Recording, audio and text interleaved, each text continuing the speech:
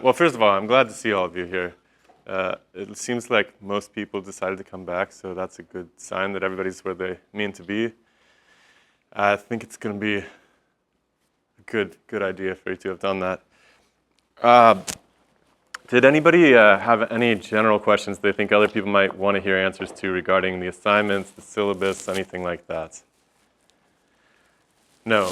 Okay, what I do want to ask you guys is if you see something weird, like your assignment isn't appearing one week, some questions broken in one of the quizzes, please email me so I can fix it for everybody. I would really, really appreciate that.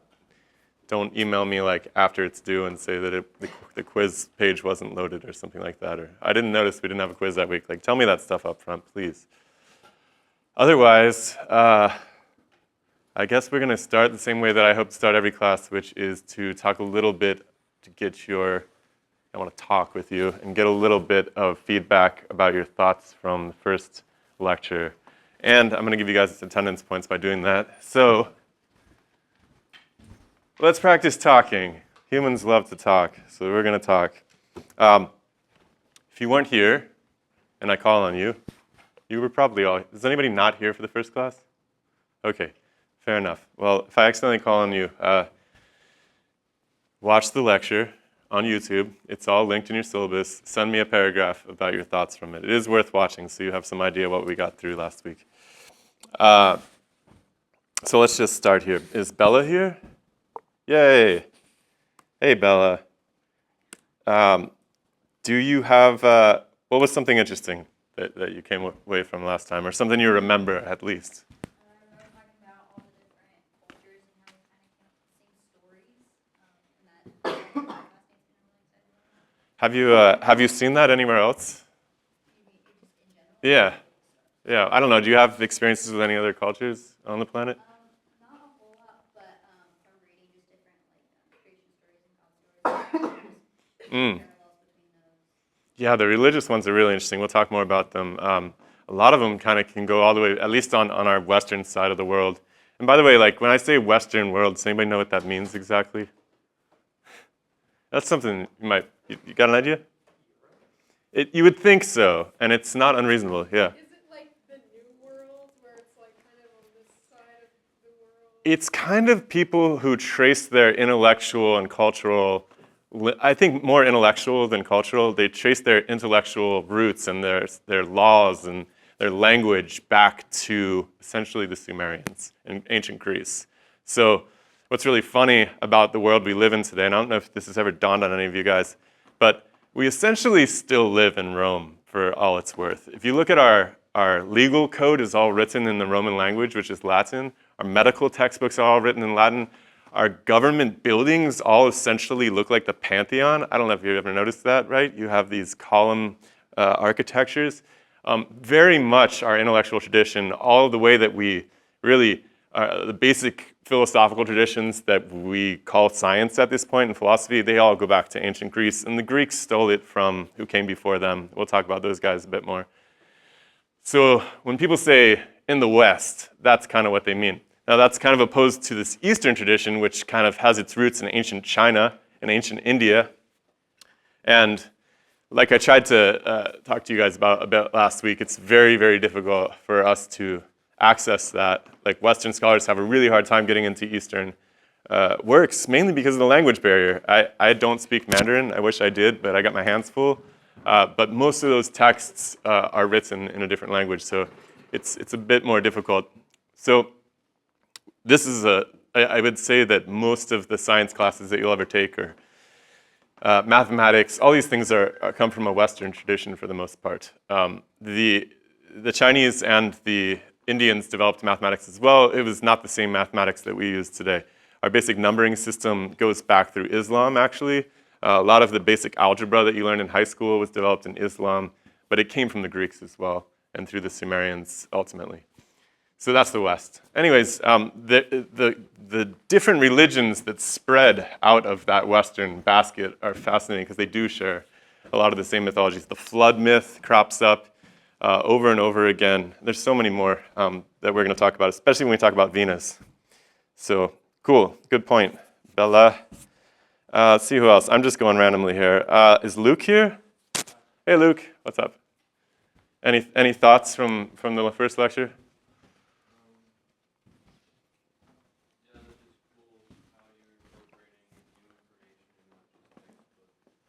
Yeah, we'll try to do more of that. Anything? Did you read the textbook yet for the first week? Yeah, I mean, sorry. No, it's fine. I'm tired too.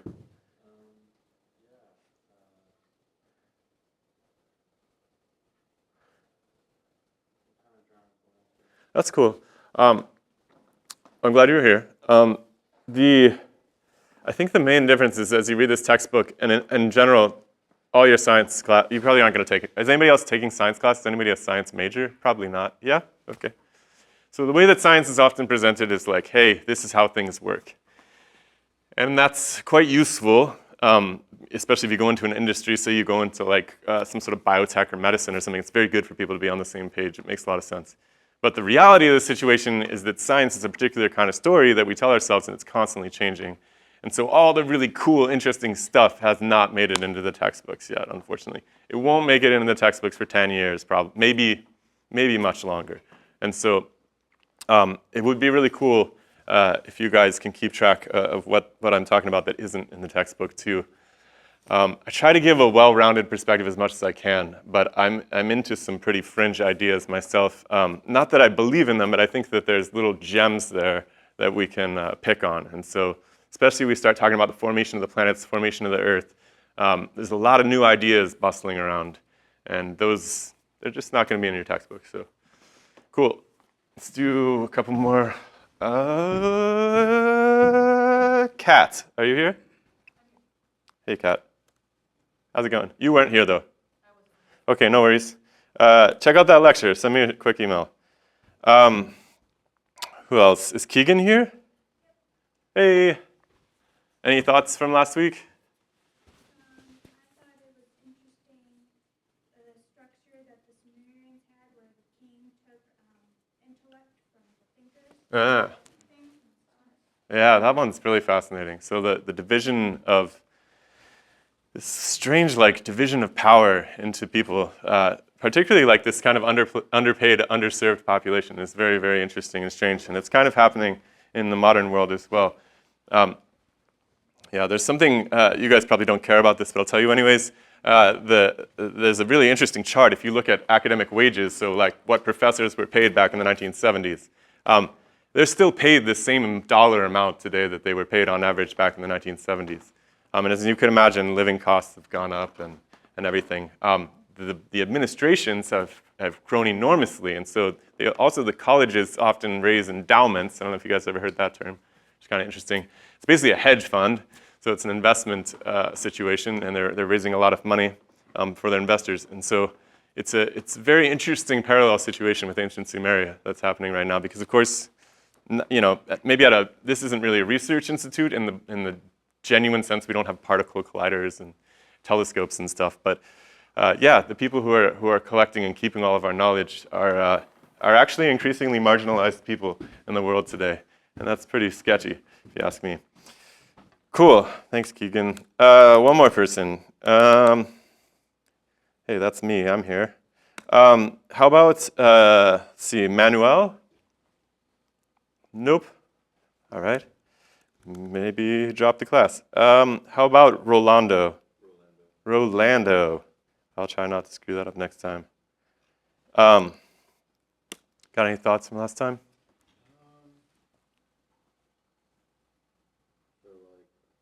Interesting was just how much the stars were encapsulating people in the time, as opposed to now, especially moving from up north, coming here and living here and looking up and oh, there's stars, seeing that now. Were you in a city before? Yeah, I was up around Portland. Okay. Yeah, it's nuts. It's nuts how little the stars matter to most of us in our daily lives right now. I mean, it is cool down here in Ashland. I don't know how good your guys' view is. I'm up in Grants Pass and kind of away from the city. And the north is completely flooded out by the lights from the city at night, so I can't really see the North Star. Actually, any of the constellations we're going to talk about today. But on the other side, and on a crisp night without too much humidity, it's just incredible. And so you got to think, like, what was that like when you didn't have Netflix and you didn't have TikTok? And like all you had was this crazy tapestry above you, and you didn't have science, that's for sure, for the most part, for hundreds of thousands of years. But people were still talking and telling stories, and we're still talking and telling stories. We just do it in different forms of media now. So I think that's really something to ponder, is what it must have been like and how central the stars must have been to us as human beings. And we really can connect with them. If you guys have probably all had at least one occasion where you've been out under the stars in a quiet place and just been like, this is nuts. Like, how big is this place? What is going on out there? All right, thanks, Rolando. All right, well, let's keep rolling. I didn't make it all the way through last week's lecture anyways. But we were kind of talking about, we were setting the table for this class where we make sense of, what is astronomy, what is science, and we didn't quite get there. I do want to maybe open up this class with I'm going to read another little piece to you from Native Science, because this book is just gold, and I really, one thing I love about this is, so this foreword's written by this gentleman named Leroy Littlebear, who is a lawyer, but he's also a professor at Harvard in the Native American program there. And one thing I love about this, you could really pull on any culture that's separate from the Western tradition to get a little bit of insight, but the idea of what science means in the present age even to these people is a bit different than what we think of today. We kind of define science in this very mechanical way, at least on a good day we do that, where we say, the DNA carries the information that, encodes the cell and all of this we talked about. But there's different ways of thinking about that, right? Obviously we want to describe reality, but there's different ways to describe reality other than just the material actors that are involved. So bear with me, I want to read you just a couple of paragraphs here because I think this will set us up for what we're going to get into. So he writes, science has and can be defined many different ways depending on who's doing the defining. But one thing that's certain is that science is culturally relative. Well, let me finish. In other words, what is considered science is dependent on the worldview or the paradigm of the definer.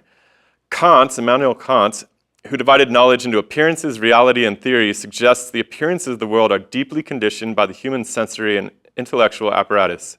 Other beings, no doubt, experience the same world in radically different ways. Scientific facts, the appearances themselves, are as much the product of the observer's human nature as they are of the underlying reality. We see the world through particularly human goggles. I would say we see the world through particularly cultural goggles as well. We've come to expect things. We talked about this last time. Everybody knows what to do in situations, and you know that because you've grown up inside of an ecosystem of thoughts and ideas. One in particular tells you how to behave inside of a classroom, for instance. You probably wouldn't have made it to college otherwise. Einstein said that the business of science is reality. I agree. But the reality brought about by modern science is largely based on Western paradigms. Western paradigmatic views of science are largely about measurement using Western mathematics. But nature is not mathematical. Mathematics is superimposed on nature like a grid and then examined from that framework. It's like a land survey program, a grid framework of townships, sections, and acres superimposed on the land. These units in turn are used as the basis for dealing with the land, but they are not part of the nature of the land. Einstein was so enthralled with the mathematization of nature that he once observed, quote, "How can it be that mathematics, being a product of human thought, which is independent of experience, is so admirably appropriate to the objects of reality?" But Jeremy Hayward, among others, feels that in spite of the usefulness of modern scientific discoveries, there's a lot left out.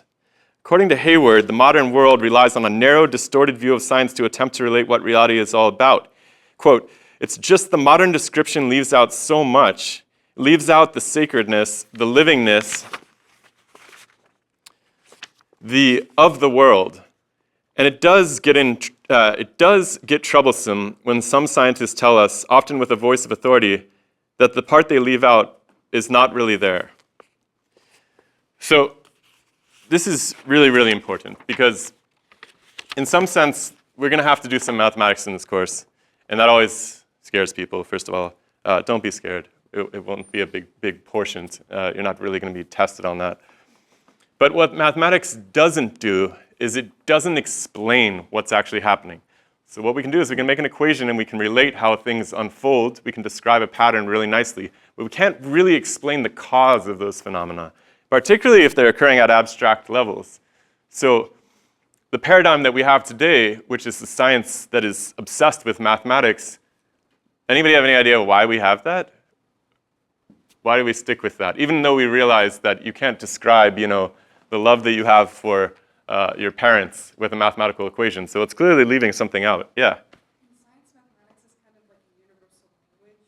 It's just the one thing that everyone has agreed upon for some reason. It is, I think, okay, there's two pieces to that. Language and the one thing that we can all look at, essentially. I think that the thing that we can all look at is correct. It's very easy to look at a mathematical statement and evaluate it objectively from the outside. With ideas and language, you get into this horrible morass where you have to interpret what somebody means by this, right? And there's multiple levels of meaning, and especially in the English language, words can mean 20 different things depending on how they're used. So mathematics is unambiguous, and I think that's what's nice. I disagree with you about it being a language, though. I actually put a little movie that my wife and I made in your guys' Moodle for this week. It's like a little bit of a puppet show. Hope you enjoy it. But we actually try to take apart the idea that math is a language. And the reason that I think it's important that we don't mistake it for a language is because you always need some natural language, like English, to qualify what those quantitative statements are saying. So I can put an equation on the board, say, any equation. I could put Einstein's general relativity on the board for you. It would be a bunch of meaningless symbols to you. It would be a bunch of meaningless symbols to anybody, even a mathematician, unless I told them what the variables meant and how they informed how the phenomena was unfolding. So you do need actual language. And so you could never have a conversation with somebody in mathematics, primarily because, somebody was telling me they were taking a grammar class. Yes. Remind me your name again? Jaden was telling me about this grammar class.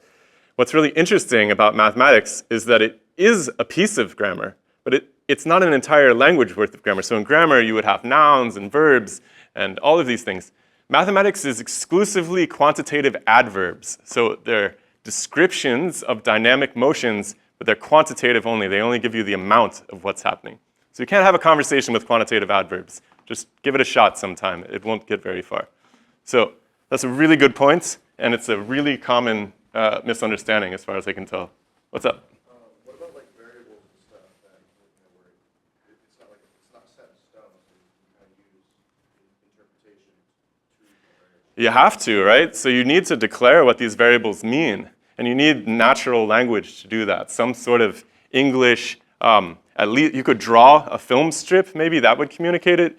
There's a lot of things you could do. I was struck by something really interesting. I was talking to.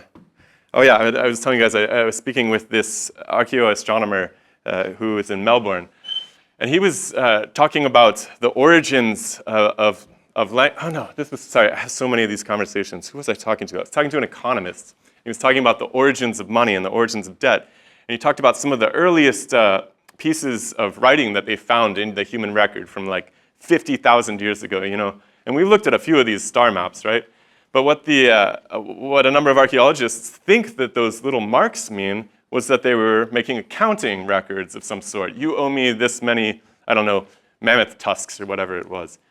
And the argument was that from that accounting, from those quantitative symbols, written language actually developed because you needed to go from, you owe me mammoth tusks to you owe me, slabs of meat or whatever the heck they were trading back then, fishes. So you would draw something that looked like a fish. And now all of a sudden, the natural language preceded this. People were speaking long before they had written language. So they started to assign these symbols going forward from an accounting basis. And eventually that develops into a full-blown language. So mathematics is a part of speech. It's a piece, but it's not the whole thing. And so one thing that we're going to keep ramming our heads up against, especially when we get into the physics side of this course, is that physicists often, and I count myself among them, right? I was a biophysicist by training. A lot of my friends are physicists. Physicists tend to think that the entire world can be described by equations. I think this is a really, really terrible mistake to make. There are so many things happening in this room right now that you could not put into math, particularly your experiences. And the experiences are profound, and they are in this universe, right? It is true that for some reason, a bunch of atoms have assembled themselves into us right now. And we're sitting here having these conversations, and that's terrifically profound, and physics has a hard time with it. Mathematics has an even harder time with it. So I noticed a lot of you guys, more than 3 of you, in your intro videos. By the way, it was good to meet everybody virtually. A number of you said, what kind of problems are you hoping that science can solve? A number of you said theories of consciousness.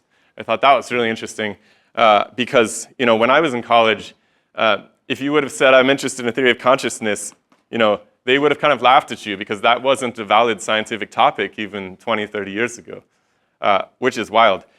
Now, people are searching desperately for a mathematical theory of consciousness, right? They want to be able to treat the human brain or the mind as a product of the brain, which is essentially a gated network of switches and logic such that it very much functions like a computer.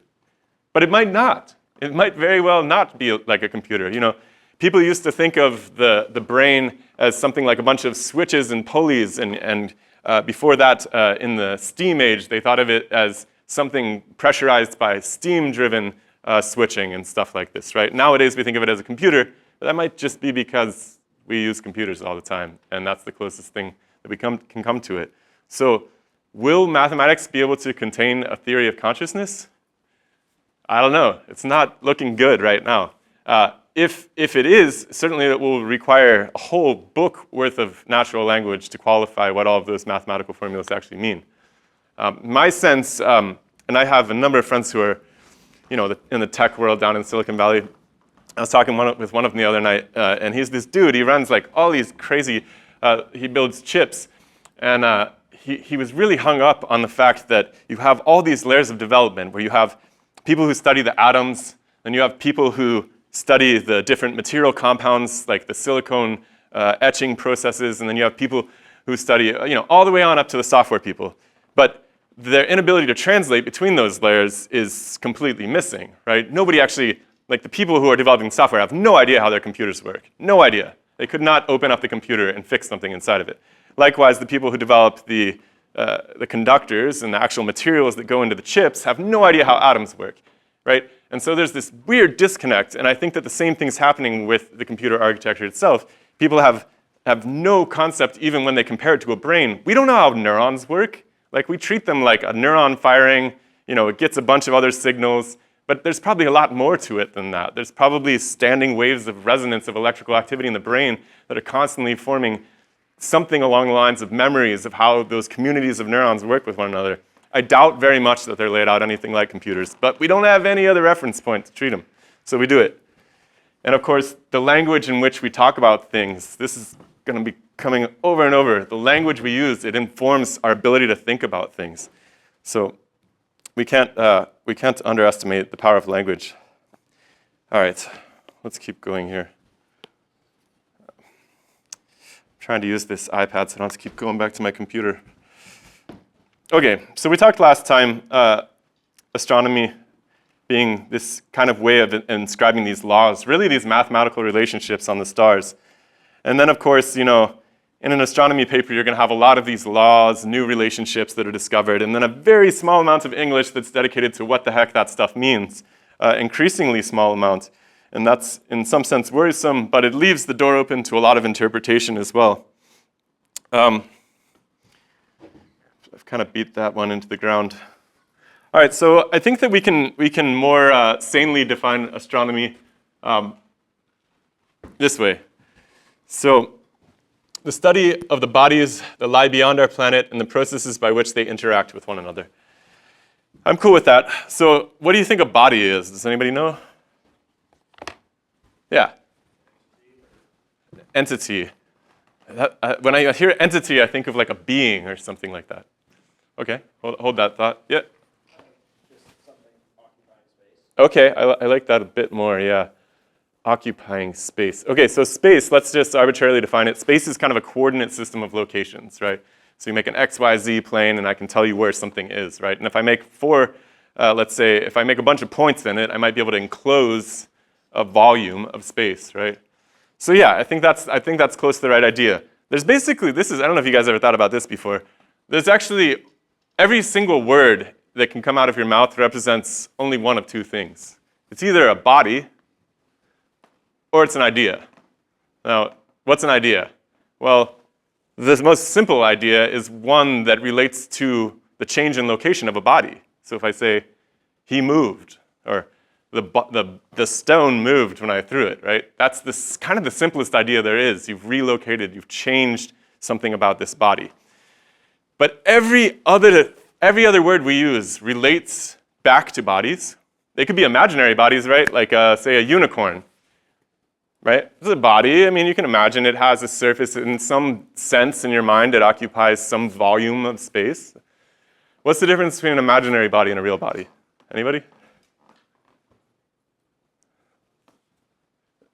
It's hard, yeah? Like actually occupies space while the other is just, it doesn't, Like actual space, right? So it has actual locations with respect to all the other bodies, essentially, right? Yeah? Mass is a funny concept. We'll get to it. But mass is interesting. So I would say that everything that's made out of atoms does display mass, and we'll talk about why that is. That's a really fun topic, and we'll get there, don't worry. So this word body, I think, is actually really, really important. Newton was absolutely hot on the word. He liked that word a lot. Descartes, we're going to talk about, he liked that word a lot. It's been lost in favor of the word object in science lately. Now, I'll tell you why I don't like that word object. In mathematics, an object can represent any package of information. It can have multiple dimensions to it, which are really just indices, matrix values of information that are relational to that object with respect to other objects. So it's similar to a physical body, but it has the ability to be abstract. It's really an idea at the end of the day. So I stray away from that word object, and I think this is the definition from your textbook, and I think they said objects. I would say we actually need to start with physical bodies in order to have a physical explanation. This is critical. It will make more sense later, especially once we get into all of the dark, gooey stuff. Yeah, I figured I'd just ask like the difference between like entity and body. Yeah, I wanted to talk about that. Thanks for bringing that up. By the way, I love it when you guys talk to me. This is so much more fun when you guys talk. So just speak up. Let's make this as conversational as possible. There's only 30 of us here, so. Yes, this is really cool. I don't know if you ever, so this brings up a really interesting point. You know, every 7 years or so, every single atom in your body is going to be replaced. But you'll still be here. That's pretty weird if you think about it. So I would say that fact proves the fact that you are not a body. You are a being of some sort. You're more of an event, right? If I was to take a really long movie of your life, I would see you something like a firework, living and dying, right? And that's going to happen to every single one of us. Start as a little baby, and then, you know, we grow up, live our lives, and then we're gone. So there's something very special about living entities. And life is, you know, for some reason, the physicists are at the king of the academic castle as far as the hard sciences are concerned. I think because they're really good at math. But the reality of the situation is that half of everything in my universe, I don't know about you, but half of everything in my universe is life forms, right? Other people, my wife, my family, my friends, my enemies, like half of more than half, let's be honest. There's very little, I mean, obviously I have to negotiate physical reality. I have to keep my body healthy, right? So it's not like I can ignore physical reality. I don't think it's unimportant, but I do find it a little bit bizarre that at the apex of our scientific paradigm are the physicists. It's very, very bizarre to me because I think in a different universe, or maybe on a different planet, if there's people on other planets, it's quite possible that the biologists would actually occupy the apex because the biologists have to deal with both material reality, they have to deal with something more abstract, which is this biological reality of, if you want to say there's actually no not dirty word for this, right? Because you get into the word spiritual really quickly and people, right? you get into maybe a cleaner word as far as the academy is concerned would be psychological or motivational, which in all honesty aren't really different words than spiritual. It's about what drives us through our lives, what gets us out of bed in the morning, what keeps us moving, what puts us down. So yeah, there's two sides to reality, and we're all intimately aware of them. But for some reason, when we talk about the stars, we don't expect to see beings out there. Now, this is a pretty radical perspective, but I suspect that that's a terrible mistake, actually. I don't have any evidence that that the stars are beings or anything like that, but it strikes me that it's not impossible either at the same time. If you guys are interested in that idea, there's a fantastic book called Star Maker by Olaf Stapledon from the 1940s, and it's this very like psychedelic vision quest that this scientist has. He goes out and lies down beneath the stars one night, and he has this dream about the stars like being these living entities, living much slower than human beings, like slower than tortoises, like having these very slow lives, but they're kind of doing what they want, and they're living out their dreams and their hopes and everything. And I think a lot of like the indigenous traditions have a bit more bandwidth for that kind of approach. Now again, is it empirically defined? Does it fit into a nice technological paradigm? Can we give the sun what it wants so it gives us what we want? It's not apparent, right? We can't say that. So it doesn't really make it into our discussion. But I think it would be equally ignorant to leave it as an impossibility. Okay, so bodies, beings, ideas. Another synonym for ideas would be concepts, right? So the relationships, perhaps between bodies, or the relationships between an idea and other ideas. That's an even further degree abstracted idea. And humans are incredible, by the way. I think this is one of the things that defines humans, as far as I can tell, is our ability to make ideas, make concepts, and then abstract them. So I can have an idea, like a computer, and then I can relate another idea to that computer, like a software, or anything. We can infinitely nest these abstractions over and over and over again, and it's not clear that any other animals can really do that. So that's pretty cool. Beings, objects, and ideas. Very different things, and the problem is if we start to confuse them, we can end up into some real nonsense land very quickly. And we're going to see some examples of how people have done that in modern times very soon. Okay, body, physical objects. Surface-bound volume with inward extension, right? You could forget about the inward extension and just go with the surface-bound volume. There's something that separates the inside from the out in a body. It's really important. You're not going to find it in your textbook, but it's important, trust me.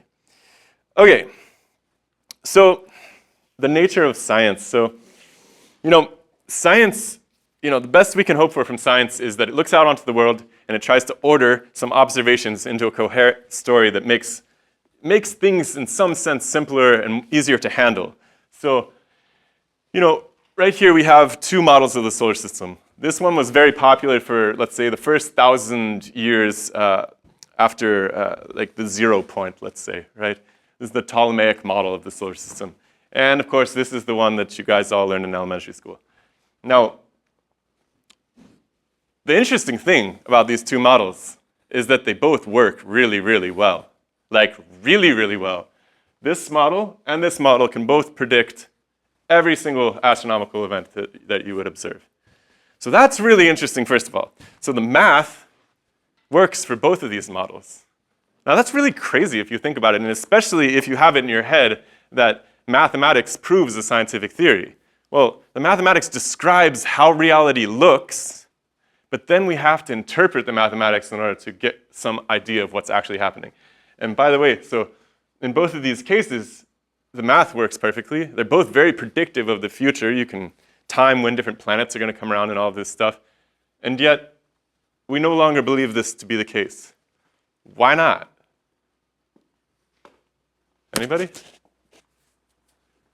This is critical. Yeah. Before that, they figured it out. Yeah. But I think observation did play a role in it. I can speak to that.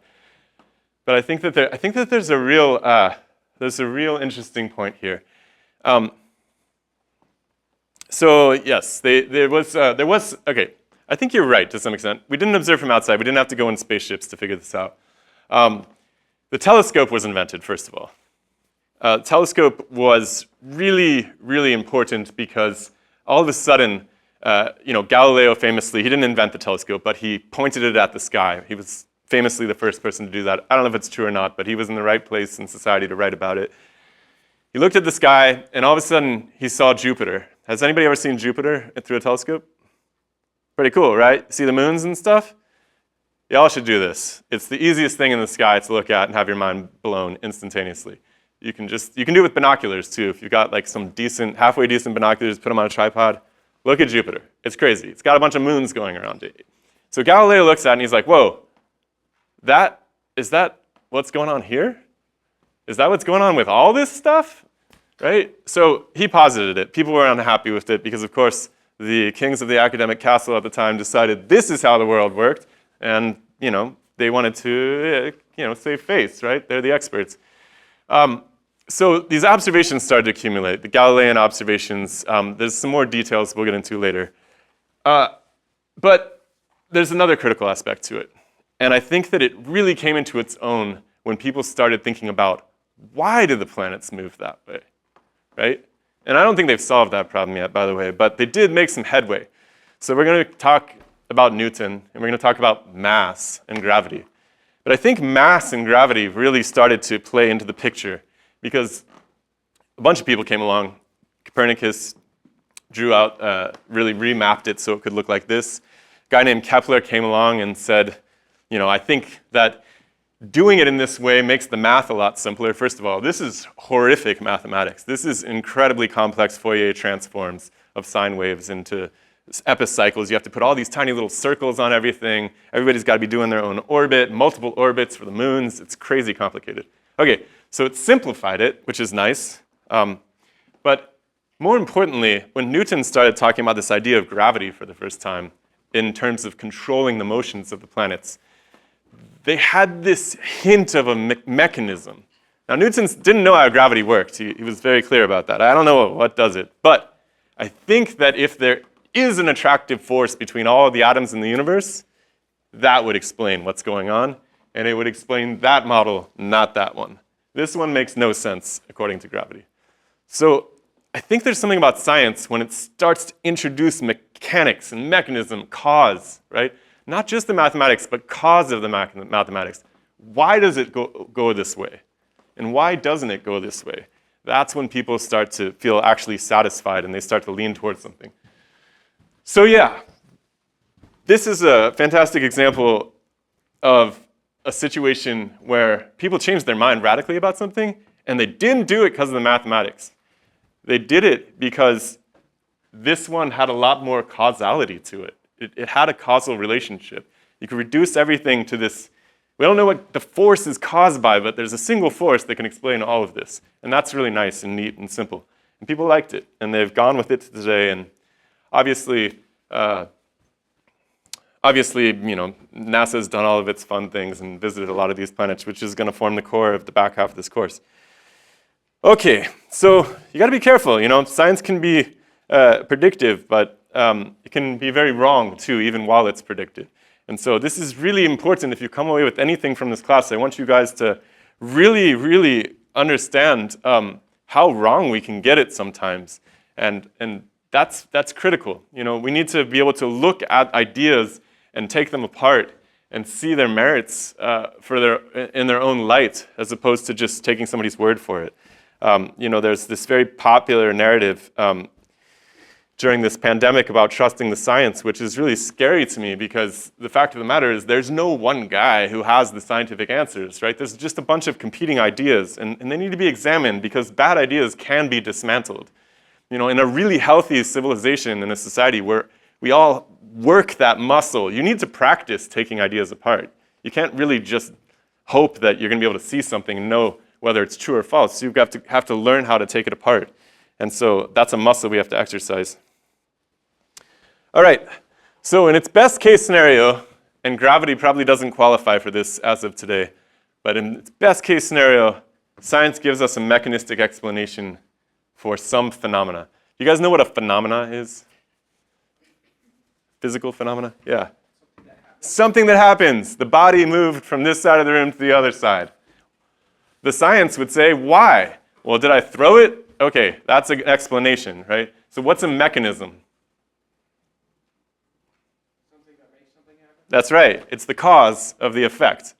So science should give us the cause of an effect. We observe the effect, we put it in mathematics. We're not done then, though, is the problem. And so it's really tragic to me, just having gone all the way, Ivy League PhD. I work with people who think that they're done when the mathematics is done. It's not true, okay? That's just the start of the story. And the problem is, well, we'll get into the problems of thinking that way. We'll see some. Okay, so there's a couple other terms we got to do. This guy, I love him, Descartes, French dude from, a few hundred years ago. He was a big fan of this idea of a hypothesis. Now, I think, what kind of definitions have you guys heard for hypothesis? Probably, yeah. It's like a guess of what something, an educated guess. Yeah, that's the most popular one, I think. And you know what? That's okay. That's okay. I really like the way Descartes defined this. A supposition offered not necessarily as true, but if it was true, it would be sufficient to prove the theory. So another way of thinking about this is the things that your theory assumes but doesn't actually see. So gravity actually is Newton's hypothesis in some sense. He sees the effects and he says, if there's some way for this planet to pull on this planet or the sun to pull on this planet, and let's call it gravity, hypothetically. If there is a gravity, then my theory of the solar system works perfectly, right? So now, in science, oftentimes we'll say, okay, we need to be able to test these hypotheses. Well, sometimes we can and sometimes we can't. Can we measure the effects of gravity? Of course, we can do, I don't know if anybody takes the intro physics class, you'll do that. Can we experience gravity? We're all sticking to the ground right now, so it does appear to be a thing that's happening. But can we observe it? Can we actually see why my atoms are being pulled to the atoms of the Earth right now? We can't really do that. So it has to, in some sense, remain hypothetical in terms of a cause, because we don't have the mechanism, right? You can't see my hand throwing the ball with gravity. You can't see how those atoms are knitted together in such a way that they pull on one another. And so, of course, the most popular explanation today isn't really an explanation, which is general relativity. This is Einstein's theory of gravity. Well, it's not really a theory. It's just a mathematical equation that says precisely how gravity operates. But it doesn't tell you what the atoms are doing to each other. It doesn't tell you what the physical bodies are doing to each other. So it remains a hypothesis. So that's pretty cool. And there's a lot of confusion these days, as far as I can tell, what the difference between a theory and a hypothesis is. A lot of textbooks like to tell you that a theory is like a hypothesis that's been proved. And I'm like, there's no such thing as proof in science. There's literally nothing. All you can do is prove something doesn't work. Like, I can disprove plenty of scientific theories, but you can never prove one, because all it takes is one piece of information that you didn't know to completely unwind your theory. And I think this is, I don't have it on the board anymore, but the Copernican system versus the heliocentric system of the solar system is a great example of that, right? Many people pointed for 1,000 years at that Ptolemaic, the flower petal looking orbits and said, it matches the math perfectly. It's proven. It's a proven theory. It was completely wrong, though, is the thing. So we don't prove theories in science, despite what anybody's going to tell you. Cool. All right, so a theory is an explanation. It might be wrong, it might be right. The hypothesis is the missing pieces, the assumptions that you need to state. A good way actually is to take apart an idea. Like if you guys hear conspiracy theories or whatever, people tell you crazy stuff. It's always good to hear somebody else. And first of all, make sure that the story, the theory, the explanation follows from A to B to C. That's the first step I always do with people. Okay, I understand what you're saying. I understand what you're saying. Or I don't. Or what do you mean by that? Make sure you understand what they're saying. Next step is to be like, let's see what you're assuming in order to tell this story. Now, the assumptions are usually where everything falls apart completely. It's like, well, I'm assuming that there's a some sort of spooky thing happening here or there, or there's, something I can't explain, right?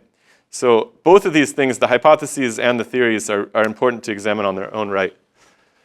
All right, I'm not going to talk about that. Language and mathematics. I actually put the, oh no. I was going to put a video in there. It's in your Moodle. You can check it out.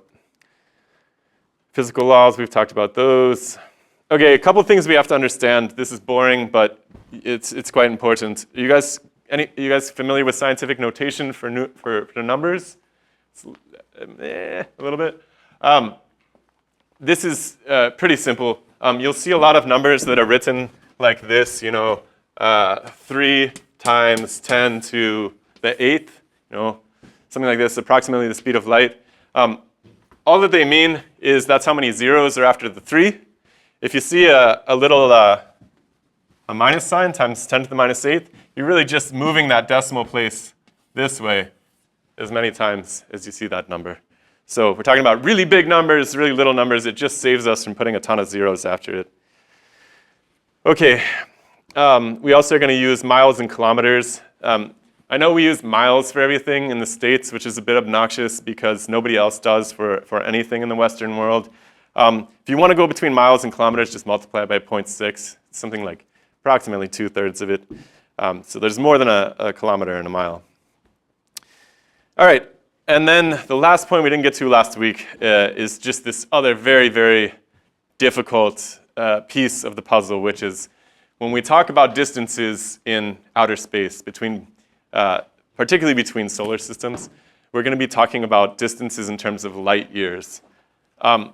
That's really, really, it's a bit frustrating, but the problem is we're dealing with such astronomical distances, such enormous distances, incomprehensible distances, that we have to talk about them in terms of how long it takes for light to travel. So, as long as somebody's moving at a constant speed, like if I'm moving at some speed across this room, and you know my speed, then you can easily figure out the distance that I covered, right? I'm moving at so many feet per second. You figure out how many seconds I'm going, and then you know how many feet I've covered, right? It's the same thing with light. The thing is that light moves really, really, really, really fast, and so we can talk about huge distances being covered. Now, this becomes a bit frustrating later on because at this point, the concept of distance has been wildly confused with time, and so we actually call them the same thing in physics. We call them space-time, which is just maddening to some extent because we can't really tell the difference between space and time at some points. They're obviously very different ideas, and we'll talk about what time is in a different lecture. Okay, we talked about the universe last time. So just to give you guys some perspective, it takes about a year for light to get to the very outer edge of our own solar system. So think about that for a second. Let's see here. A light year is something like 9 with 12 zeros after it kilometers, right? It's an impossibly long distance, and that's just to the edge of our own solar system. So Earth, our own Earth, is only 13 with a few zeros after it. If we want to get to the moon, it's about 384,000 kilometers. So light only takes 2.6 seconds to get over to the moon. Of course, like I said, it takes a year to get to the edge of the solar system. And we actually call this distance. So you're going to see this term crop up a few times in this class too. The AU, the astronomical unit. That's the distance between us and the sun. So we measure the distance to other planets using that little ruler stick, right? So we'll keep referring to that as the AU, which is about 150 million kilometers from us is 1 AU.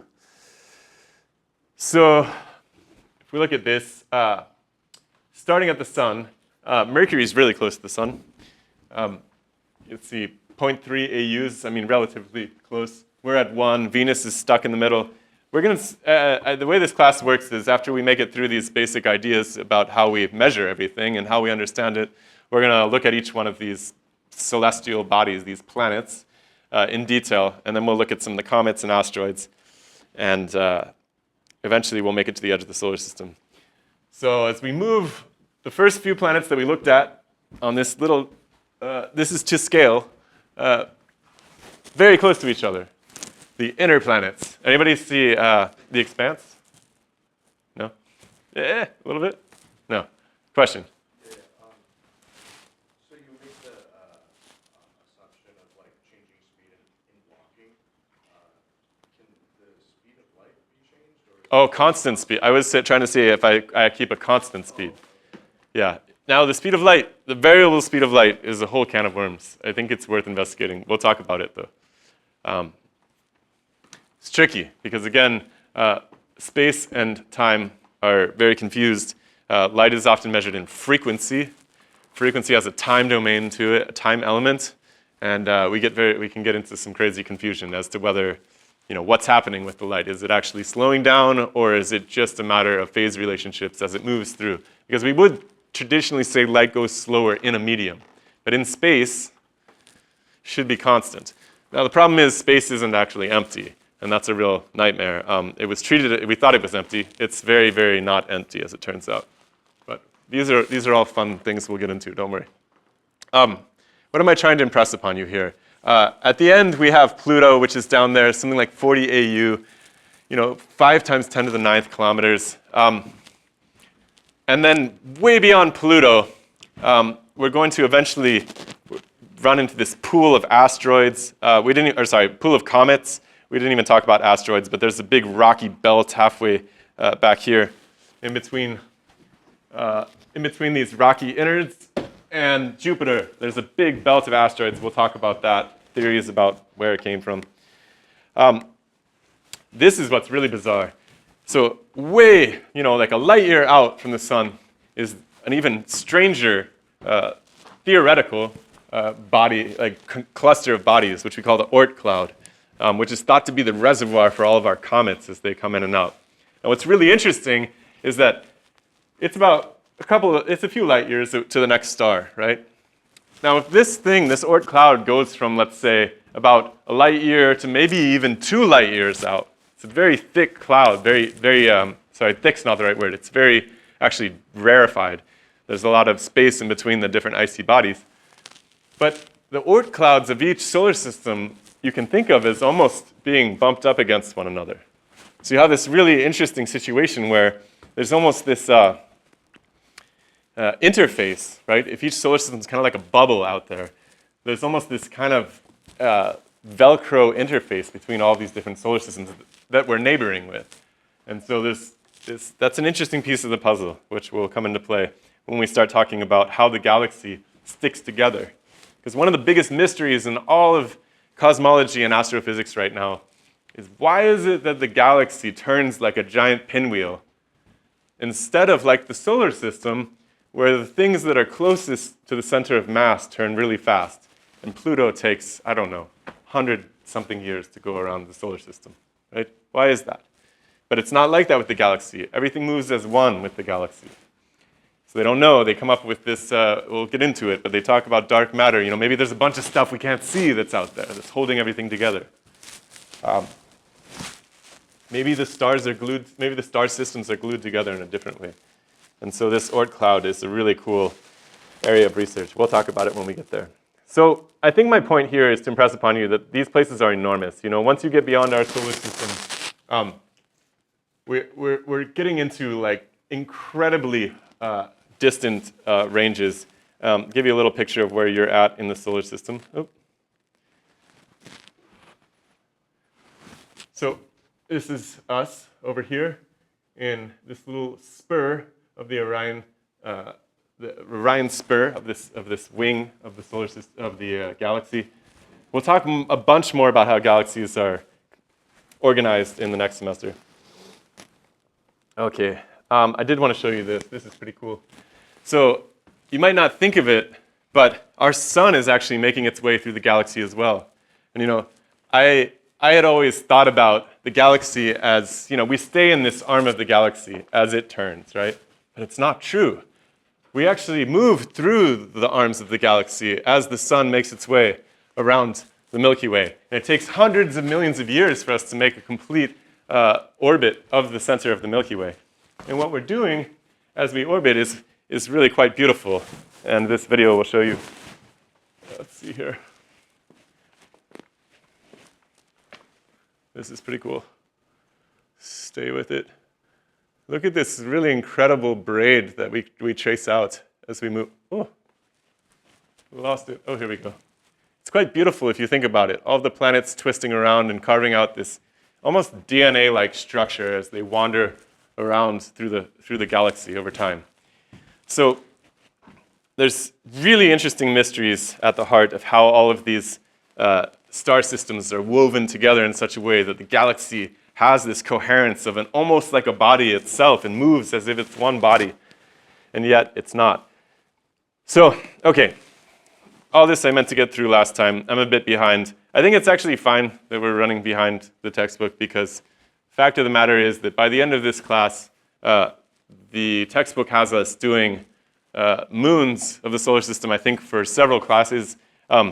We know very, very, very, very little about the moons of the solar system. I would bore us both to death if I spent 3 classes talking about the moons of the solar system. So we'll talk about the different types of moons and look at them, the things that we do know. But I think that this foundational stuff is actually really important, setting us up for success when we start talking about the theories of each one of these bodies, which is primarily what we're going to do in this class. All right, so astronomy, physical explanations for the motions of the cosmos. By the way, cosmos. Did we? I think maybe we quit right around the time before I got to define cosmos for you. What does cosmos mean?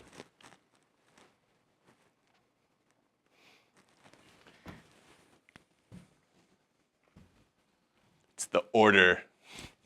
It's the order. But generally speaking, when we talk about the cosmos, we mean the universe, the physical universe. But it's really how we grip everything. So, universe is enormous. There's a lot to do here. Okay, so talked about the celestial sphere. Okay, this is what we're going to do this week. We're going to talk about the celestial sphere. That's how we divide the sky up. Now, that's probably not that important to you in the long run, but I think it's worth you hearing because if you do get any nerdy interests in science, people will often talk about the locations of things in the sky, and it's nice to be able to know what the heck they're talking about. So we'll talk about the celestial sphere. With what time remains, I'm going to get into a little bit more of ancient astronomy. In particular, I want to walk through a myth that in some sense is shared across multiple cultures. That's the myth of the bear, which basically surrounds the pole star. So the pole star proves to be really important. We'll see why. And then, of course, the astrology versus astronomy thing. Every single year, I don't know who it was, I totally forgive you, but somebody emailed me and said they signed up for my astrology class. It's not an astrology class. There is a difference between the two, and I want to set those straight so that you at least walk away knowing that you didn't take an astrology class. Hey, no shame. I told my partner, I was like, I got that astrology class. No shame, man.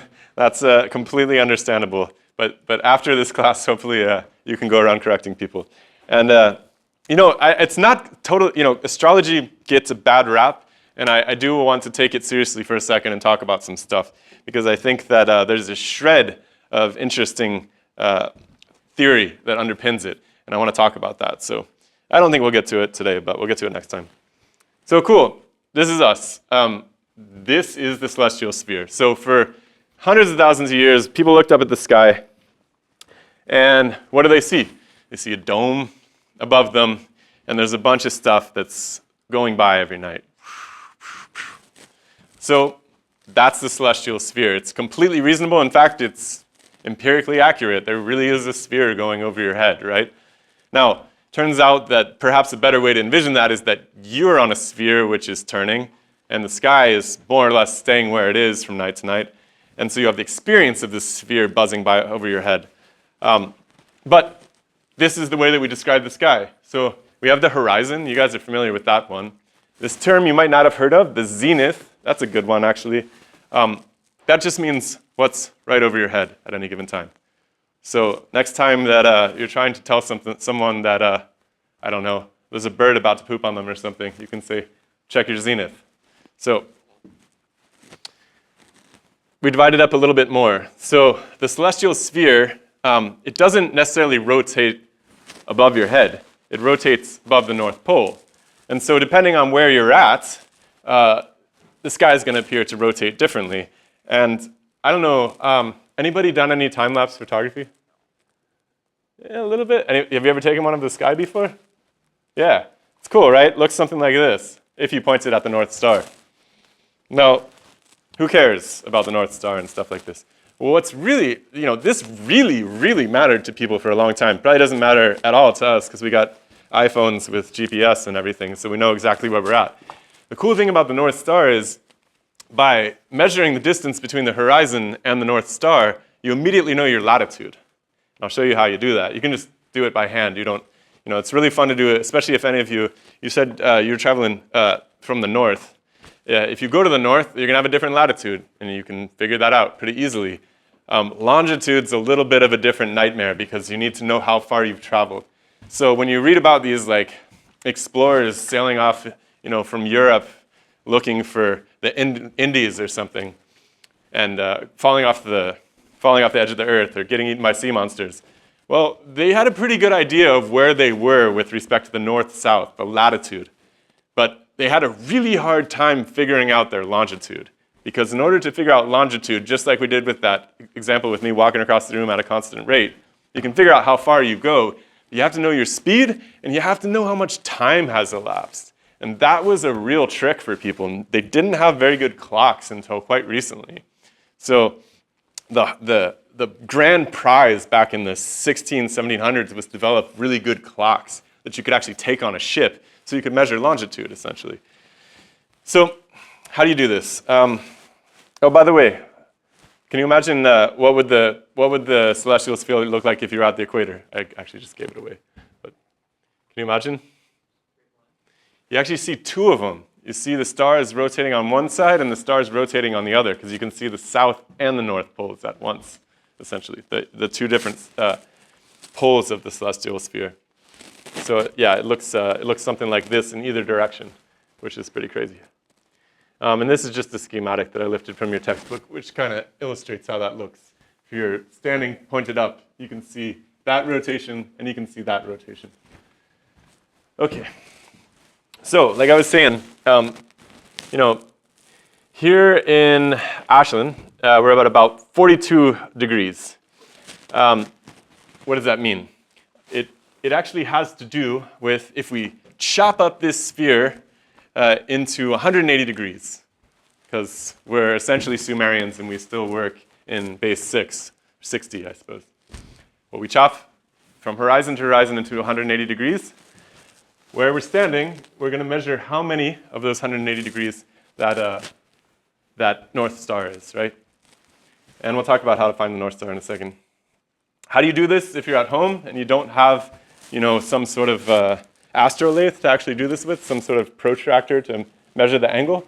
You can use your fingers or your hands. This is pretty cool. I'm not sure if this is in your textbook, but it's worth remembering. So a degree is something like your pinky, right? So if you hold this up at arm's length, and you can do this because, this is worth checking out. If the moon's out, right, I think the moon's something like half a degree, right? So you can check this. It'll come about half your pinky. If you want to get 25 degrees, it's about, this sort of outstretched thumb and pinky.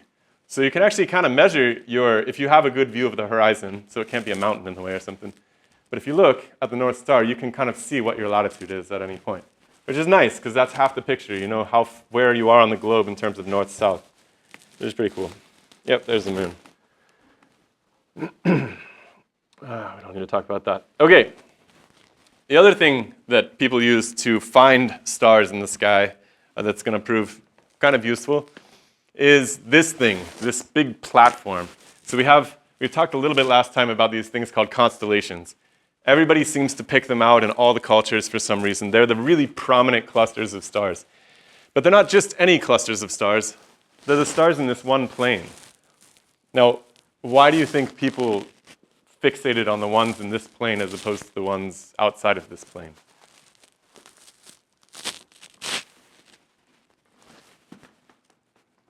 Yeah? Because the stuff at the equator at different times would be highest in the sky, is that? It definitely has to do with the equator, but it's a little bit more celestial than that. That's where the planets are. So if you're an ancient person and you're watching the stars every single night, you're going to notice that a few of the stars are in different positions from night to night, particularly from month to month. That's really weird. Sometimes they go backwards. So you're like, I mean, they thought these things were gods for sure. They're moving around at will. It's completely reasonable. They're beings, right?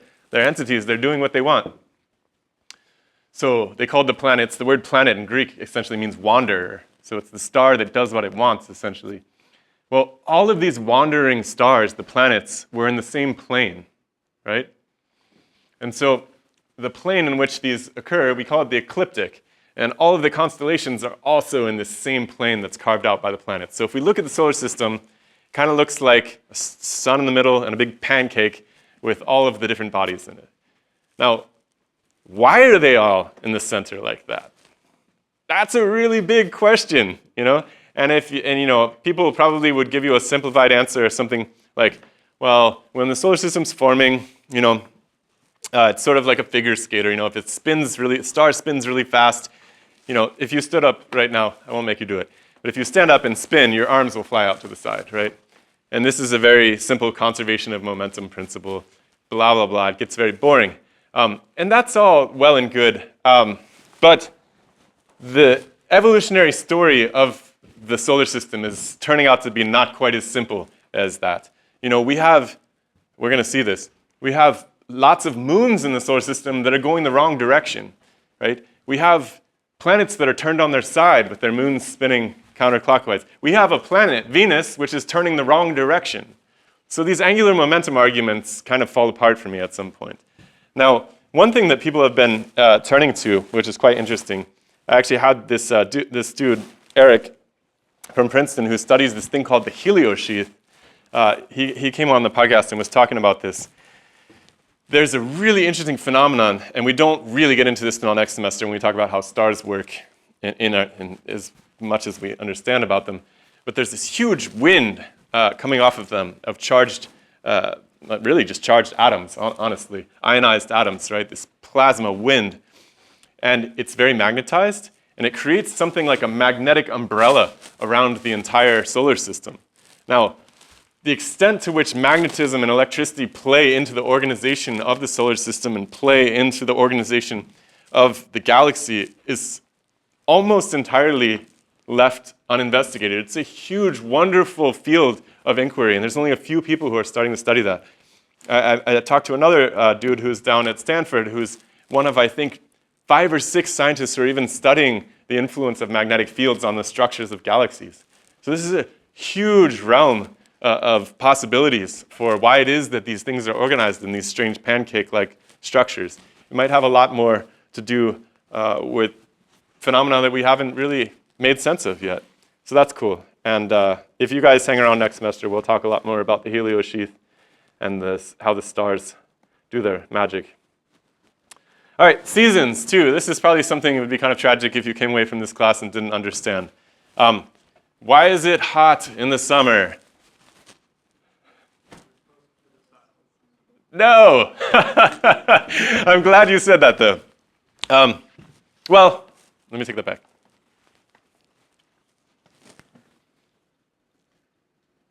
Yeah, you're not closer to the sun. The truth of the matter is that the Earth is tilted a little bit, about 23 degrees.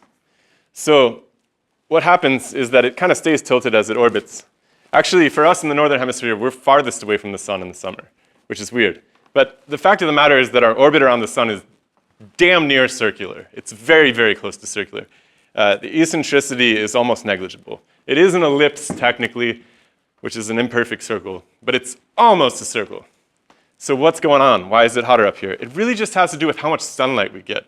So as we're tilted on our side, when we're in the winter, we're tilted away from the sun. And as we come back around towards the sun in the summer, now the whole northern hemisphere is getting all of that sunlight. So it's really just about how much sun you get in a given unit of time. So every day, how much sun do you get? So now, when anybody asks you, you're going to know. It's not because we're closest to the sun. Okay. Talked about the wandering stars already. Oh, yes.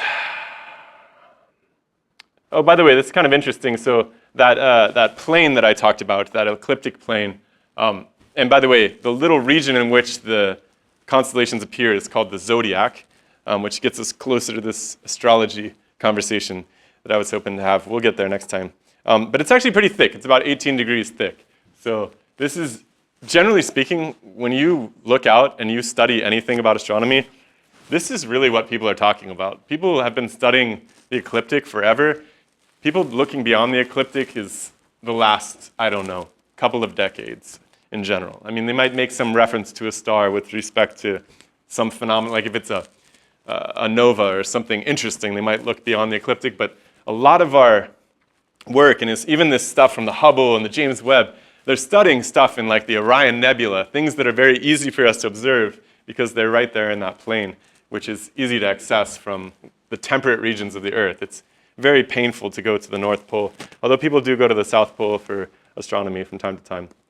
Okay, so the Big Dipper. This is the easiest way probably to find the pole star. Now, what's kind of weird is the Big Dipper is not actually a constellation, although it does pop up over and over again in people's mythologies. What is it? It's called an asterism, which basically means a constellation that's not a constellation. It's sort of smaller, or it's off of the zodiac somewhere.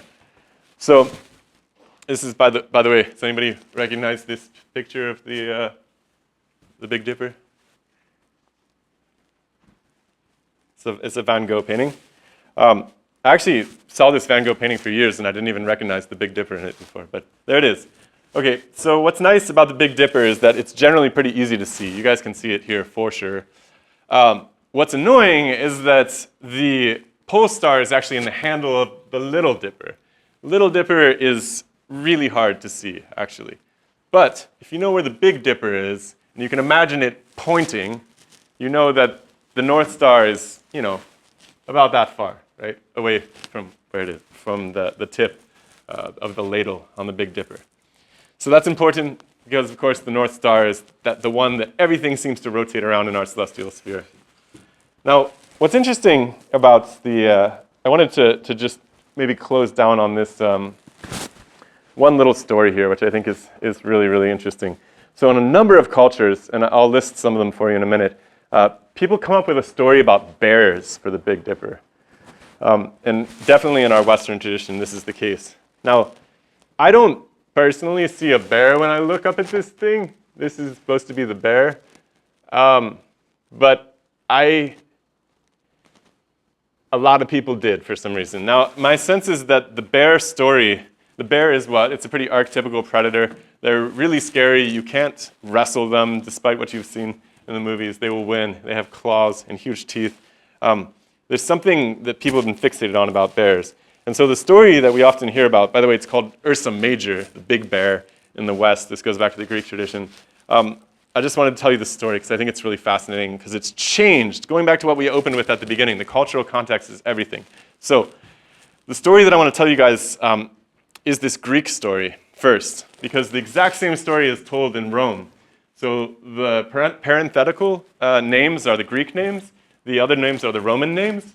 But these are the basic key players that you have here. And to make a really long story short, the story kind of goes like this. So, I shouldn't go so far. So Zeus is, he's kind of represents the father deity. To some extent, he represents the order that's imposed upon the world. If we go down here, Artemis represents nature. She's the goddess of the earth and the woods. She's surrounded by a bunch of servants that are these nymphs. One of them in particular is named Callisto. We have a moon named after Callisto we'll talk about later. And Juno, or Hera, is Zeus's wife or consort. So something happens. Zeus falls, he's very enamored by the beautiful nymphs, and he decides he'd like to have one. So what he does is he transforms himself into the form of the earth goddess Artemis. He masquerades as her. And he goes and he lies intimately with one of these nymphs named Callisto and actually impregnates her. And she sort of realizes this is happening right at the moment, And she's of course devastated because the nymphs are supposed to be virginal and they're not supposed to be, sleeping with the gods and stuff like this. And it's a real disaster. Her master, Artemis, finds out and basically casts her off, turns her into a bear, right? Now, Zeus's wife, Hera, finds out about this and kind of takes pity on her and decides that she'll save her by taking the bear and putting her in the sky. In principle, saving her. Why saving her? Well, because the son of this illegitimate interaction turns out to be this godlike hunter named Arcas, right? And of course, the hunter kills the bear. And so it's this terrible tragedy where the son is destined to kill his mother. And you can get into the multiple unending layers of meaning about this. But one thing I wanted to tell you about this that's really quite interesting is that when the Romans come along, just like I pointed out to you at the beginning of class today, we've taken a lot of things from the Romans, their legal code, their government official buildings, many of the ways in which we think about the world we've taken from the Romans. They did the same thing with the Greeks. Greeks did the same thing with somebody else before them. Now, what's interesting is who came before the Greeks were these really interesting people called the Minoans. The Minoans were a matriarchal society, which is almost unheard of in modern civilizations. So the women had all of the keys to the castle, and they were more or less in charge of the society. Apparently, the women, they didn't cover their chests, which is wild by today's standards. So they inherited this myth from the Minoans, which is a very matriarchal society. The Romans came along, and they changed one little piece about this story. So instead of the earth goddess becoming angry that she'd been basically betrayed, that her nymph, her subject, had betrayed her, the Romans changed it so that Zeus's wife was this angry, jealous type, and she's the one who betrays who betrays the earth goddess and basically changes the nymph into a bear who's then to be hunted by her child. So there's this strange introduction of this slightly anti-feminine stance in the Roman religion where they just change one little element about it. So there's this jealous wife of the supreme god. Whereas in the Greek version, the wife is actually the one who kind of, saves the day to some extent and takes pity and actually changes the poor, pitiful Callisto, who's a bear, and rescues her into the sky. So tiny, subtle little difference, but I think it's really important because these stories we tell really inform how we look at the world and how we think about one another. And it's very evident when you look at how these myths change across time. So that's just one example. We'll talk about some more next time. We still haven't gotten to astrology versus astronomy. I'll let you ponder that in the meantime. And yeah, we'll see you guys on Thursday.